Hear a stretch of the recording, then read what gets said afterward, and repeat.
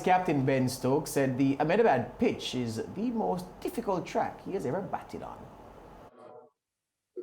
Played 70 odd games now, and I've told a few of our younger batters in the team that this is the hardest.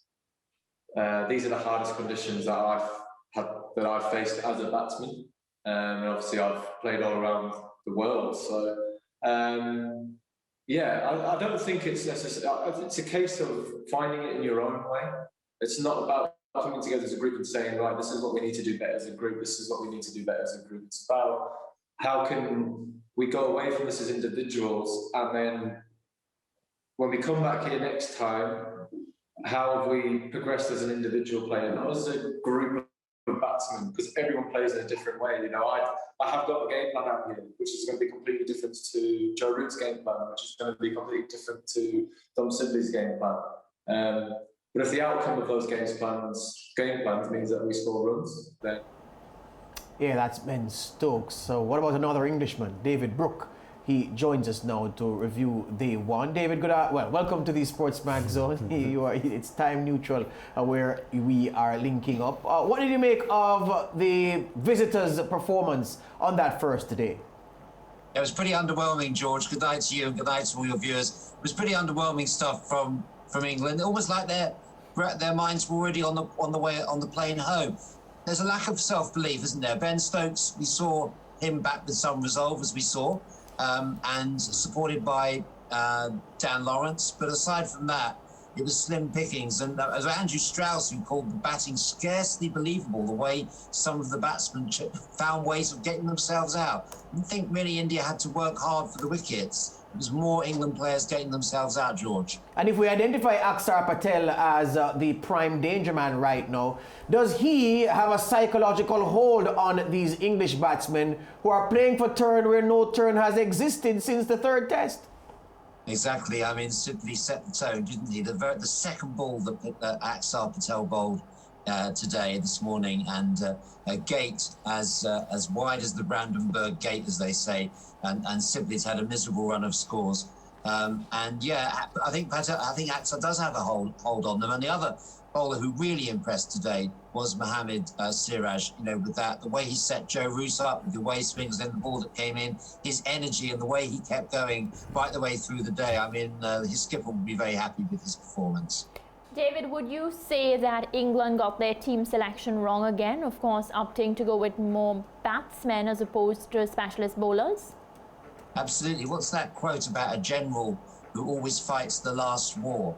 They seem to pick this team for the last match, assuming the pitch would be the same. So, yeah, this time they've gone in with just the one seamer, where they will with Ben Stokes as the backup, and then playing the extra batsman, I guess, as a safety-first policy. I'd like to have seen, Jofra Archer was ruled out, as it happened, with an elbow injury, but they've got Ollie Stone or Mark Wood.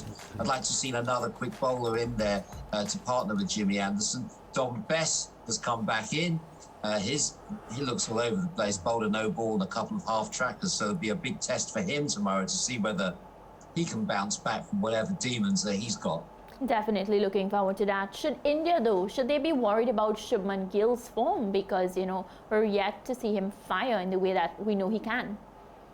Well, I guess so, but he's got a lot of time on his hands, hasn't he? And India have got some batting to come. They have been reliant on Sharma in this series, so it'll be interesting to see. If England can restrict India to less than 250, then there's still a game on, isn't there? The question is how easy is that going to be with just Jimmy Anderson and two other frontline bowlers? And maybe we'll have to see Joe Root again called into action.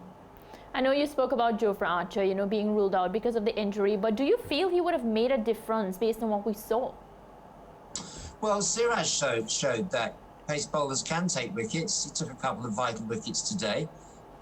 So Jofra Archer or someone might have had I think England will wish they had another seamer. If India dig in tomorrow and really get going, I think you'll find their bowling resources are really quite threadbare. If Bess has a poor start to the day, then you've really got just Jimmy Anderson and Jack Leach, and a bit of Joe Root. Ben Stokes looked pretty ineffective with the ball, didn't he, today? So England's bowling resources could be extremely thin. I think Ollie Pope should have been replaced. And ironically, the player they should have in the team, Chris Wokes, would have been perfect for this occasion, a batsman who can bowl. He's sent home for a rest. Again, it's that rotation policy. It's madness from England, really. Yeah, I want to test you a bit, David, on what is likely to happen on day 2, because SportsMax viewers are finding this series gripping. And although England, at the moment appear to be offering feeble opposition to the Indians, they did get the Indian wicket without a run on the board. So although their total of 205 looks insufficient, certainly their start had looked promising. How realistic is it to expect England to limit the India total to keep this match alive? Well, early wickets, Lance. If England can strike early through Anderson and Leach, they've got a chance of getting back into the game. They'd have to dislodge Rohit Sharma and Pujara early. Pujara's had a quiet series, hasn't he, so far? If they can get rid of those two and get Kohli at the same time, my feeling, though, is if England allow India to get off to a good start tomorrow, their bowling resources, Lance, are too thin. How many overs do you expect Jimmy Anderson to bowl? It's all reliant then on Leach and possibly Best coming back to form or finding some form. Will we see Joe Root playing his role again with the ball on a pitch that won't give him as much help as the last one? Yeah, and of course history doesn't support an England fight back in this series, because the Indians haven't lost 2 matches in a test series at home in over a decade. That's right, Lance. And you're right, though. It is a gripping series. These low-scoring series are gripping. You can't kind of take your eyes off it. You never know when a wicket's going to fall. Yet again, with 11 wickets in the game today. So these low-scoring matches are very exciting to watch, even though England fans will probably be watching them through their hands at times. Yeah, David, as usual, great talking to you on the SportsMax Zone. And we look forward to day 2. Yeah, George and Mariah, 11 o'clock tonight, 12 o'clock Eastern Caribbean time. Day Looking 2 forward. with India 24 for 1, replying to England's 205. Back with more after this.